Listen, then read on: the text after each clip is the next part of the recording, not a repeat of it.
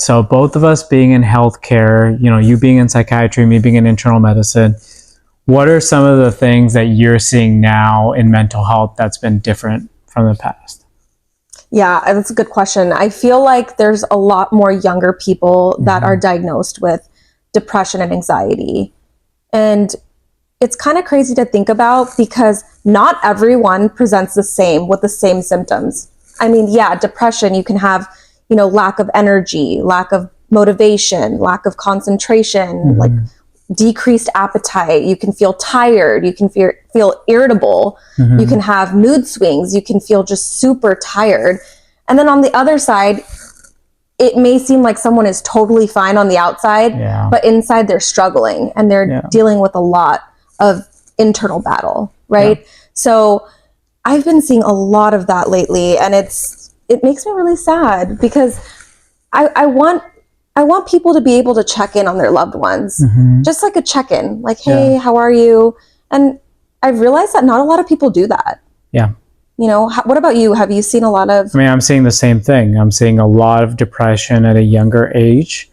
And I don't know, I'm trying to figure out why, because yes, I know that there's social media and all that stuff out there, but at the end of the day, maybe there's more awareness now. People are a little bit more aware of their symptoms and they're showing up because of that. Oh yeah, right? Definitely. They feel like, because back in the day, the thought was that like you suppress that, like you do not show it. Yeah.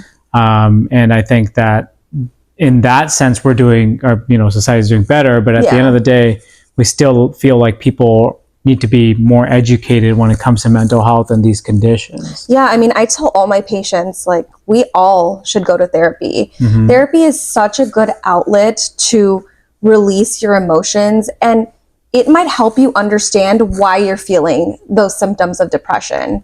And even though you might think that you know why you're feeling depressed, it helps you uncover other things that might contribute to the way that you're feeling.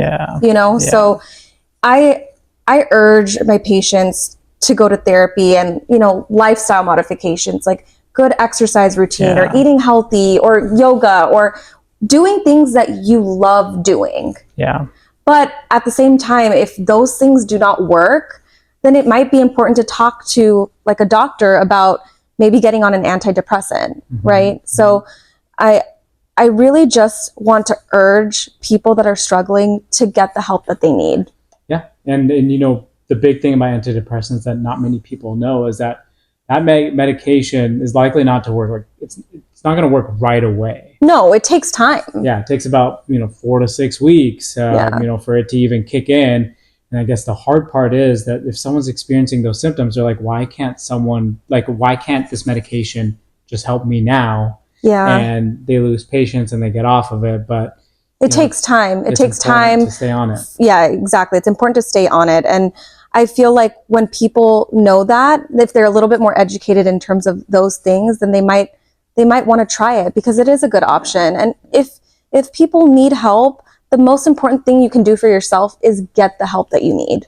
Right? Absolutely. So yeah, it's definitely something that needs to be addressed and talked about more often. Yeah. And lastly, the reason why therapy is so important is to really help figure out the root cause of why you're feeling the way you feel. And that's not necessarily going to cure anything, but that's going to help you in the future kind of learn about what your triggers are and how to kind of like forward your mental health. It's also going to help you with different coping strategies. Like, how do I cope? What can I do in this situation, in this moment?